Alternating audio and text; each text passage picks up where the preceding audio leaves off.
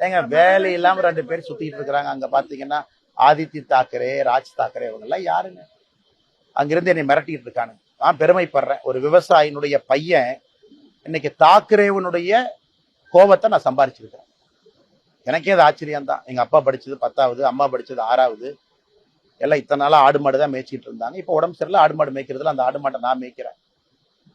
இன்னைக்கு தாக்கரே நேற்று கூட்டம் போட்டு ஆயிரக்கணக்கான நபர்களை போட்டு அந்த ராஜ் தாக்கரே, உத்தவ் தாக்கரே, ஆதித்ய தாக்கரே மேடை போட்டு என்னை அங்கிருந்து திட்டுறானுங்க. அந்த அளவுக்கு நான் வளர்ந்துட்டேன்னா, அந்த அளவுக்கு ஒரு விவசாயினுடைய பையன் இன்னைக்கு மும்பையில அவனுக்கு கூட்டம் போட்டு திட்டுற அளவுக்கு நான் உயர்ந்துட்டேனான்னு தெரியல. அதனால இந்த பாலா சாஹேப் தாக்கரே அவர்கள் மீது மிகப்பெரிய மரியாதை நான் வைத்திருக்கின்றேன். பாரதிய ஜனதா கட்சியில நம்முடைய அலுவலகத்துல நான் மாநில தலைவராக பணியாற்றிய பொழுது 2 பேர்த்தோட புகைப்படம் என்னுடைய இதுல இருக்கு. ஒன்னு சத்ரபதி சிவாஜி அவர்கள், மற்றொன்று மகாகவி பாரதி அவர்கள், திருவள்ளுவர் எல்லாமே வச்சிருக்காங்க. அதனால இவனுக்கு இந்த மிரட்டல் போட்டு இந்த சிவசேனா, இன்னைக்கு தாக்கரேவோட சிவசேனா அவங்களுடைய பத்திரிகை நம்ம முரசொலி மாதிரி சாம்லான்னு ஒன்று வச்சிருக்கானுங்க. அதுல எழுதியிருக்கானுங்க, மும்பைக்குள்ள வந்தா என் காலை வெட்டுவேன், இங்க் அடிப்பேன். நான் மும்பைக்கு வரத்தான் போறேன், நீ இங்க் அடிச்சு பாரு, காலை வெட்டி பாரு, அதான் ரெண்டோட பாத்திரலாம். அதனால இந்த மிரட்டல் உருட்டுக்கெல்லாம் நான் பயந்துருந்தா ஊர்ல உட்காந்து என் கிராமத்துக்குள்ள சொந்த ஊர்ல தான் இருக்கும்.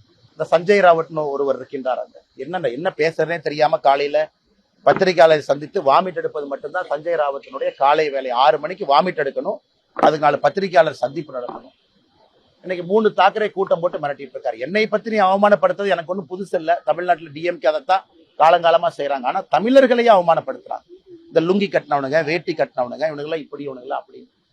அதே கூட்டணியில திராவிட முன்னேற்ற கழகம் இங்க இருக்கிறாங்க. இதான் ஆச்சரியம். அதனால அது திமுக தமிழகத்தில் இருக்கட்டும், அங்க இருக்கக்கூடிய இன்னைக்கு இருக்கக்கூடிய இந்த உத்தவ் தாக்கரே, ராஜ் தாக்கரே, ஆதித்ய தாக்கரேவாக இருக்கட்டும், இவர்கள்லாம் மிரட்டி தான் உங்க பிளப்பை ஓட்டிட்டு இருக்கிறாங்க. நம்ம பயப்படுவோம்னு நினைக்கிறாங்க.